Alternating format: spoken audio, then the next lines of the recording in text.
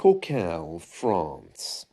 Queen Elizabeth II and President Francois Mitterrand formally inaugurated the Eurotunnel rail link connecting their two countries on Friday, cutting a ribbon that symbolically ended Britain's island isolation with the opening of a land link to the continent. The British Queen and French President inaugurated the $15.8 billion 33-mile, that's 50-kilometer, cross-channel tunnel by cutting a red, white and blue ribbon just minutes after they arrived at the Coquel station, close to the tunnel entry near Calais in northwestern France.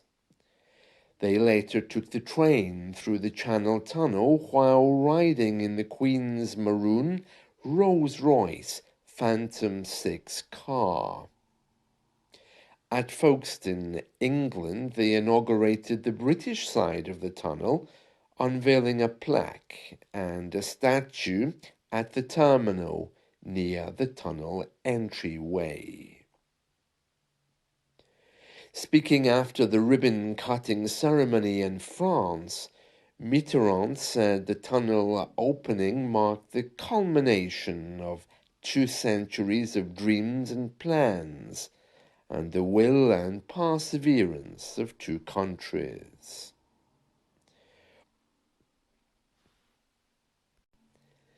The French people and the British people, as different as they are from one region to another, and from one person to another, and despite their age-old rivalry, complement each other much more than appears at first sight, Queen Elizabeth said. Each recognizes and appreciates the merits and qualities of the other, she said. Certainly our relations have known violent shocks during the centuries, but these times have passed. The tunnel proclaims this simple truth. Queen Elizabeth and President Mitterrand arrived simultaneously in Coquel aboard separate Eurostar high-speed trains for the tunnel opening. Their 2 trains pulled nose to within a few feet of each other. Mitterrand and his wife Danielle disembarked on a red carpet, walked to the Queen's train, and welcomed her and Prince Philip to France. Mitterrand then escorted the Queen, who wore a purple coat and hat, to the ribbon-cutting ceremony. After the playing of national anthems by a ceremonial military band, the Queen and President snipped the ribbon to open the tunnel.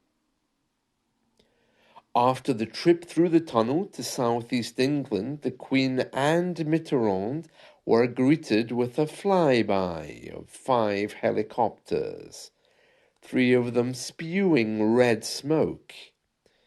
There were a series of other flybys by Air Force jets before the Queen and President toured the Folkestone terminal. Speaking at the English ceremony, the Queen recalled that it was a Frenchman, Louis Blériot, who first flew over the Channel in 1909, while it was a Briton, Captain Matthew Webb, who first swam across it in 1875. This impressive achievement, which we inaugurate today, opens a new dimension for travel and transport as we approach the beginning of a new millennium, Queen Elizabeth said, adding that it was bound to stimulate new bonds of friendship and understanding between the 2 nations. Mitterrand noted that his trip had been more comfortable the native Blériot or Webb, because he'd been able to make it seated in the Queen's very comfortable rows. The tunnel opening also was attended by British Prime Minister John Major and French Prime Minister Edouard Balladur and other senior officials from the governments of the two countries. European Union President Jacques Delors attended, as did former Prime Minister Margaret Thatcher, who was in power in Britain when the project was started.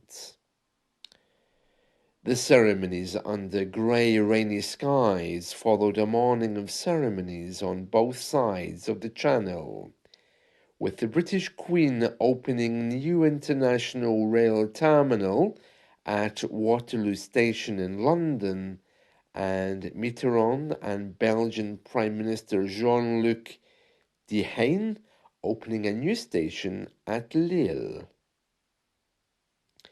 The new rail link, whose construction was dogged by delays and spiralling costs, will allow people travelling by car to put their vehicles on a train and cross the Channel in 35 minutes, compared with 75 minutes on the fastest seagoing car ferry. The tunnel will also carry trucks, motorcycles and coaches.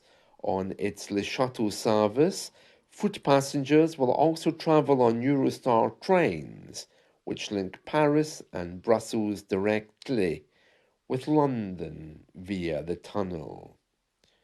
Once the high-speed rail link is completed in Britain, a train journey from London to Paris will take about 2.5 hours.